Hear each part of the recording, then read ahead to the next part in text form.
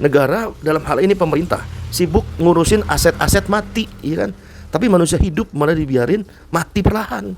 Dengan tidak adanya daya beli menurun, dengan tidak adanya lapangan kerja. Ini buah pahit daripada hasil ketika sistem rusak ditegakin, yang bernama kapitalisme.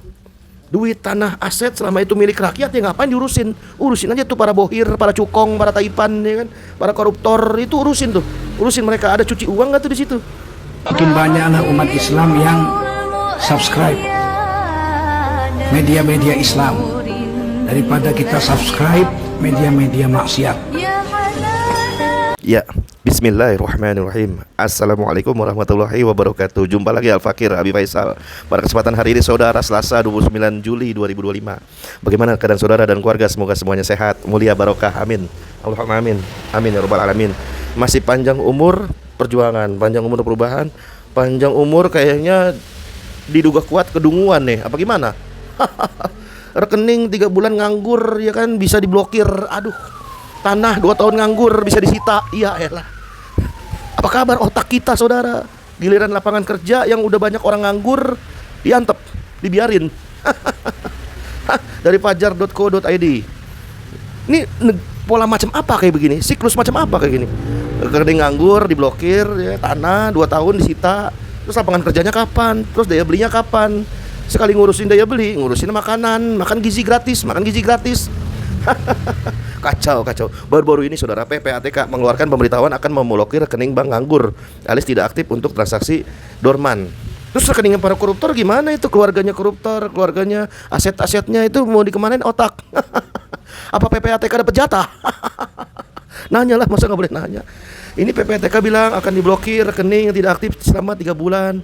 Menyebut PPATK ini dilakukan karena selama ini banyak rekening disalahgunakan, termasuk untuk pencucian uang. Kenapa yang faktanya belum ada yang diurusin, yang faktanya udah ada, ya kan? Kayak rekeningnya Harvey Muiz, ya kan? Rekeningnya para koruptor Setia Novanto dan lain sebagainya macamnya, keluarganya, anaknya, mantunya, cucunya, ponakan, mertuanya, tetangganya, ya kan? Dan lain sebagainya macamnya. Itu faktanya ada. Itu aja dulu diurusin satu-satu. Ngapain ngurusin rakyat yang notabene faktanya nggak ada? Yang faktanya ada dulu, ada. Itu dulu. Nah, menurut PPATK, salah satu modus yang diterapkan adalah memanfaatkan rekening untuk dikuasai pihak lain, bukan pemilik sah, ya kan? So tahu banget dah, tahu dari mana?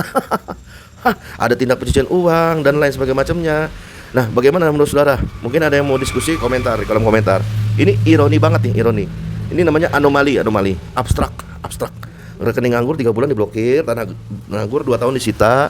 Terus saudara nganggur ada nggak yang baru di PHK atau kontraknya habis, ya kan? Itu bertahun-tahun negara cuek, nggak peduli. Lucu tapi miris, tapi ngenes. Negara dalam hal ini pemerintah sibuk ngurusin aset-aset mati, ya kan? Tapi manusia hidup malah dibiarin mati perlahan. Dengan tidak adanya daya beli menurun, dengan tidak adanya lapangan kerja. Ini buah pahit daripada hasil ketika sistem rusak ditegakin, yang bernama kapitalisme. Duit, tanah, aset selama itu milik rakyat, ya ngapain diurusin? Urusin aja tuh para bohir, para cukong, para taipan, ya kan? Para koruptor, itu urusin tuh. Urusin mereka. Ada cuci uang nggak tuh di situ? Ketika mereka para bohir, para cukong beli apartemen, ya kan, beli aset-aset yang bergerak, ya kan, mereka itu uangnya dari mana kan gitu kan? Apakah pencucian uang gitu kan? Apakah ada keterlibatan negara di situ kan gitu kan? Harusnya kan begitu kan? Harusnya. Terus kalau rakyat miskin, nganggur, udahlah tanah diambil, udahlah rekening diblokir, udahlah apalagi mau sakit bayar juga BPJS. Tentulah kalau udah negara model sakit gagal kayak gini, solusinya bukan makan siang gratis, bukan BLT, bukan bansos, tapi kudu wajib perubahan total. Ganti aturannya. Yuk kita sama-sama merapatkan barisan untuk menerapkan sistem Islam kafah.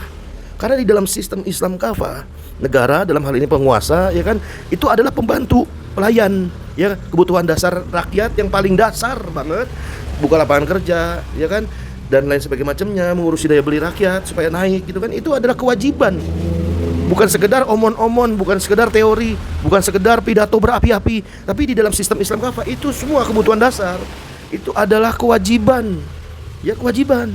Saatnya kita sadar, bangkit, pakai otak, melek, bahwa arus perubahan itu sekarang transisinya sedang di depan mata kita. Sekarang bola ada di tangan kita.